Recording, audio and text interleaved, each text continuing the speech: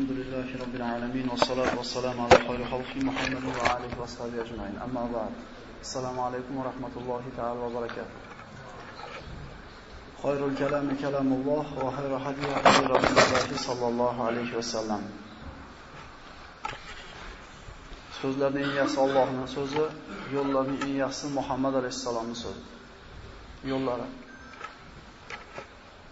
Bir odam bemor bo'lib, kasal bo'lib, biror bir tabibning oldiga boradigan bo'lsa, tabib uni kasalini ko'radi, diagnoz qiladi, tashxis qiladi va falon kasal ekan deydi, falon dorini yozib beradi. O'sha dorini yozib berib turib aytadiki, shu dori sizga kor qilish uchun mana buncha muddat ichasiz, to'xtovsiz va mana narsalardan parhez qilasiz. Ya'ni suv ichmay turasiz deydimi, cho'milmay turasiz deydimi? Xullas, ana shu dori sizga foyda qilishligi uchun kerak bo'ladigan shartlarni aytadi. Shu shartlarni bajarsangiz, inekin shu dori sizga kor qiladi. Doktorning talab qilgan shu talabini zo'r qilib uddalasangiz, shunda ham shifo bo'lmasa, ine borib turib, yo tabib yo xoslasangiz yarashadi. Yo agar ana shu tabib sizdan dorini berib turib, talab qilgan shartlarini bajarmasdan turib, cho'milib qo'yib, suv ichib qo'yib, shifo topmadim deb boradigan bo'lsangiz, ayb o'zingizda bo'ladi. Bu muqaddima edi. Mana Alloh subhanahu va taologa beadad hamd va sanolar bo'lsin. Mana muborak Ramazon oyiga Alloh taolo o'ldirmasdan yetkazdi. Sahoba-i ikromlar Ramazon oyini tutib bo'lib ro'zasini Alloh taologa 5 oy, 6 oy yig'lar ekan. Parvardigor tutgan ro'zalarimizni qabul qilgin. Qolgan 6 oyini yana yig'lashar ekan. Parvardigor Ramazonga yetmasdan jonimizni olmagan. Alloh taologa hamd va sano bo'lsin, Ramazonga yetkazdi. Rasululloh sollallohu alayhi vasallam kunlarning birida minbarga chiqib ketayotib, 3 marta amin, amin, amin dedilar. Sahobalardan bu quruq amin deyishini sababini so'raganda aytib berdiki, minbarga chiqib ketayotganimda do'stim Jabroil kelib aytdiki, ey Muhammad sollallohu alayhi vasallam,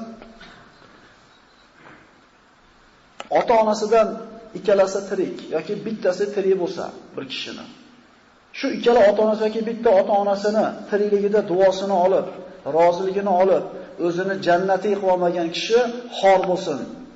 Amin deng dedi Rasululloh sollallohu alayhi vasallam, amin dedilar. Duo ketdi birodarlar. Ota-onasidan bittasi yoki ikkalasi tirik bo'lib turib, roziligini olmasdan o'tib ketgan farzand xor bo'ladi. Duo ketgan. Bu birinchi amin deyishini sababi edi.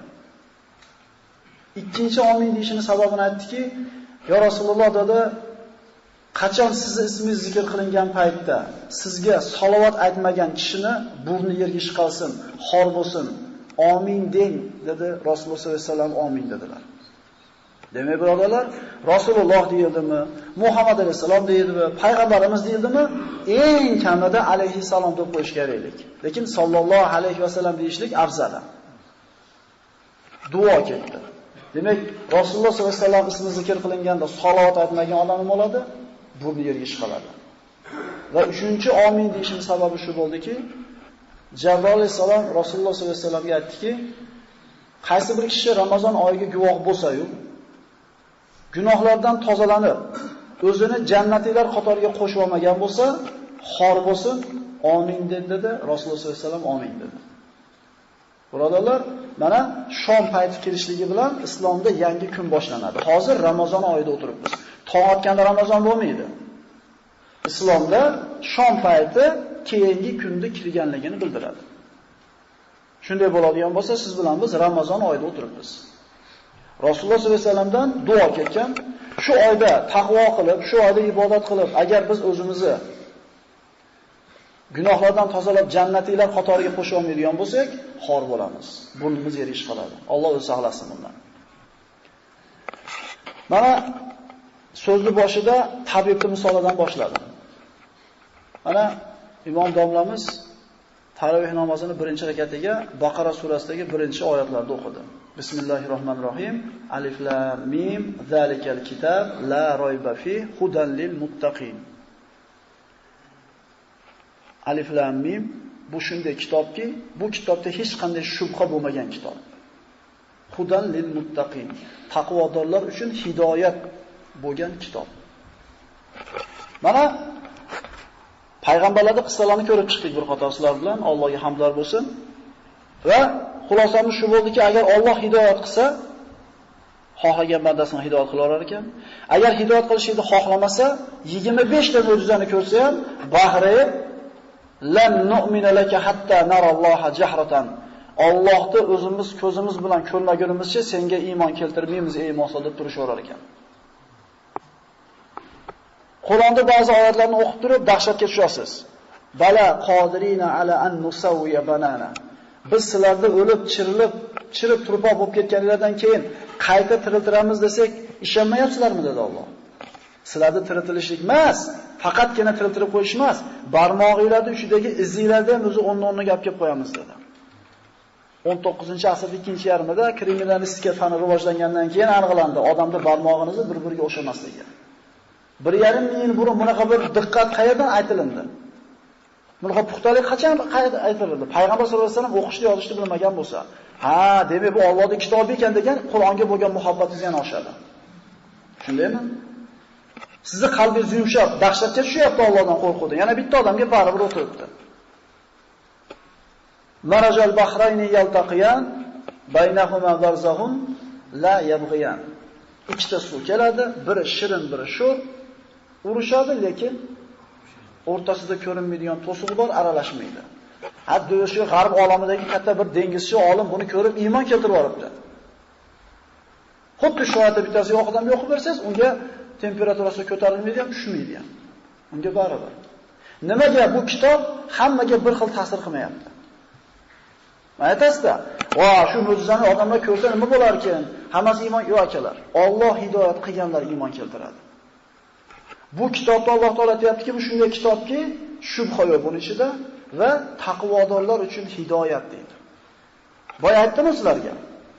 Tabibni talablarini bajarasiz, dorini iste'mol qilishidan burungi aytgan talablarni bajarasiz, ini dori kor qiladi. Alloh taolo aytayapti, "Hudan lil muttaqin." Bu kitob hammaga emas, taqvodorlarga chiroyli yo'lni ko'rsatadi deydi. Kim Qur'ondan to'g'ri yo'lda o'rganib yashaydi? Kim Qur'on bilan chiroyli bir hayotini bir bezaydi? Muttaqinlar deydi. Demak, hammaga u oyatni o'qib bersangiz ham siz ta'sirlanganiga ta'sirlana olmas ekan. Agar u kishida taqvo degan sifat bo'lmasa.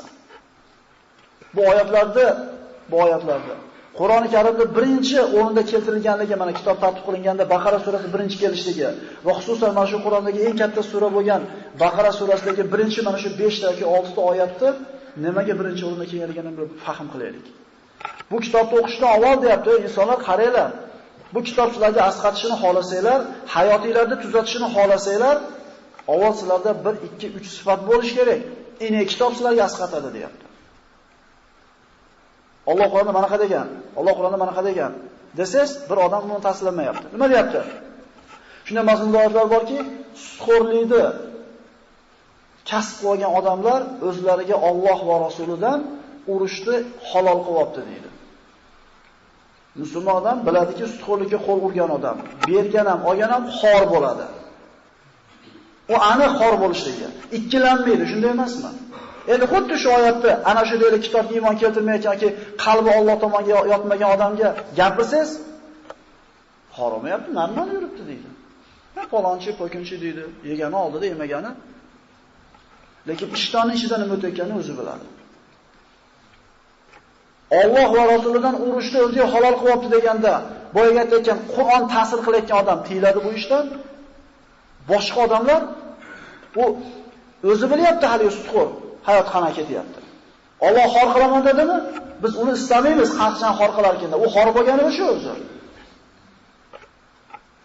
Mana taqvodorlar uchun hidoyat deyapti Alloh taolo. Mana endi taqvodorlarning kimligini gaplashamiz. Inshaalloh 20 daqiqada shu masalalarga qilamiz. Hudan lil muttaqin allazina yu'minuna bil g'oyb. Davom etkizinglar. Yuqimuna as-solah, chunsi va mimma razaqnahum yunfiqun. Zakat emas. 3 ta sifat egalarini Alloh taolo muttaqinlar deyapti. Yana aytayapmiz, issiq suv, oyog'ingizni sovuq suvda yuvmaysiz, cho'milmaysiz deyapti. Shu sifatlarni bajarsa, shu tarafda bajarsa, dori kor qiladi. Agar Qur'on bizga to'g'ri yo'l ko'rsatishini xohlasangiz, birodarlar, mana shu 3 ta sifat bo'lishi shart bizda. 3 ta elami. Ozu. O'zi shu birinchisini qoyim qilib olsak, birodarlar, o'zi yer yuzida bizdan baxtli odam bo'lmaydi. G'aybga ishonsa deyapti. Namoz o'qisa deyapti. Faqat o'qisa emas, qoyim qilsa deyapti. O'qish bilan qoyim qilish farqi bor. Bizda namoz Alloh taolo o'qinglar sollu degan emas, aqimu degan, qoyim qilinglar degan. Bu degani namoz nimani talab qilsa sizlardan shuni bajaringlar. Qalbinglar bilan, ruhinglar bilan jasadinglar bilan o'qinglar deyapti. Faqat bu yotib turishlik namoz emas. Biz namoz o'qiymiz, birodarlar, ko'pchiligimiz. Qoyim qiladiganlar va Alloh rahmat qilgan bandalar ular. Biz Alloh akbar deganda esimizga keladi haqlarimiz, mushkullarimizni, problemalarni yechimlari Alloh akbar degan rasululloh nima deganlar? Namoz oxiratdan, namozga kelsang dunyodan chiqasan degan. Uchinchisi, rizq qilib bergan narsalarimizdan nima qiladi odamlarga? Infoq ihson qiladi. 3 ta sifat qarang. G'aybga ishonadi, namozda o'qiydi, qoyim qiladi va rizq qilib bergan narsa infoq ihson qiladi. 3 ga bo'linyapti shu 3 ta sifat. Birinchisi qalb bilan bo'ladi. G'aybga ishonish. Ikkinchisi jasad va qalb bilan bo'ladi. To'g'ri, jasad bilan bo'lsa ham bo'lmaydi. Uchinchisi pul bilan bo'ladi. Shu endi inson qalb, jasad, mol ekanda. Shu 3 ta sifat insonda qoyim bo'lsa, shu 3 ta sifat inson o'zida mukammal mujassamlashtirgan bo'lsa, jamlagan bo'lsa, albatta bu Qur'on nima qilar ekan? Unga yo'l ko'rsatar ekan. Masalalarda eshityapmiz, hammamiz bir xil ta'sirlanmayapmiz. Ehtimol bir xil ta'sirlanayotgandirmiz. Men nima qilib o'tiramiz-ku? Hammamiz. Lekin ko'chaga chiqqanda, burg'ulab turganda, boshimizdan bitta suv quyilganda, boyagidek eshitmaganda yuribmiz. Nimaga hayotga olib kira olmayapmiz bu Qur'onning oyatlarini deganda, mana 3 ta sifat bo'lmayapti bizda. Qur'on oyatlari bizga yo'l ko'rsatishligi uchun birinchisi g'aybga ishonishimiz kerak. G'ayb nima? G'ayb bu insonni ko'zi ko'rmaydigan narsalar. Farishtalar, mana iymonning shartlarini aytaylik. Amantu billahi, va malaikatihi, kutubihi, rusulihi, val yawmil akhir. Sharih minallohi ta'ala val xo'p. Mana 7 ta sharti bor deydi. Shu 7 tasiga mukammal inson qalbi bilan iymon keltirib olgan bo'lsa, bu nima bu? Iymonli mo'min deyiladi. Xo'p, qarab turinglar. Shuni maydalaymiz. Allohga iymon keltirdik. Shundaymi? Hech kimda shak-shubha yo'q. Ko'rmagan narsasiga ishonishlik bu mo'minlikning belgisi, insonlikning belgisi. Bir shunga bir tuzumda yashab ko'rdik. Otalar. O'qituvchi maktabda ruchkani ko'rsatib aytayapti. Bolalar deyapti. Ruchkani ko'ryapsizlarmi? Ko'ryapmiz. Ruchka bor. Doskani ko'ryapsizlarmi? Doska bor. Melni ko'ryapsizlarmi? Bor. Allohni ko'ryapsizlarmi? Bir paytlar islomga shu bir dushmanlik bo'lganki, musulmonning og'ziga shunday svarka qilib yorib turib yomonlavergan. Deyishlikka hol berilmagan. O'zini himoya qilishlikka oyoq-qo'lini bog'lab qo'yib turib operatsiya qilib qo'ygan. O'shunda Alloh taolo bir insonni bir bolachani qalbiga shu solgan ekanki, bo'lgan ish ekan. Turgan ekanda bolalar, ruchkani ko'ryapsizlarmi degan ekan bola. Ha, ruchka bor. Doskani ko'ryapsizlarmi bolalar? Ha, doska bor. Melni ko'ryapsizlarmi? Ha. Domlani ko'ryapsizlarmi? Domlani ko'ryapmiz, domlani aqlini ko'ryapsizlarmi degan ekan. Ya'ni oddiy sodda mantiq bilan bu tushunchani noto'g'riligini isbotlab bergan ekan. Hayvon u. Itga ko'chada turgan mishqimday xo'mrib, g'udrasa tushunmaydi u. Turaveradi qarab. U nimaga ishonadi? Bunday engishib turib tosh tomoqchi bo'lgan paytida qochadi. U ko'rgan narsasiga ishonadi. Insonda hayvondan ajratadigan narsasi aqli bilan ko'rmagan narsani ham topib ishonishligida emasmi? 224 so'm ochib turibdi. Qog'oz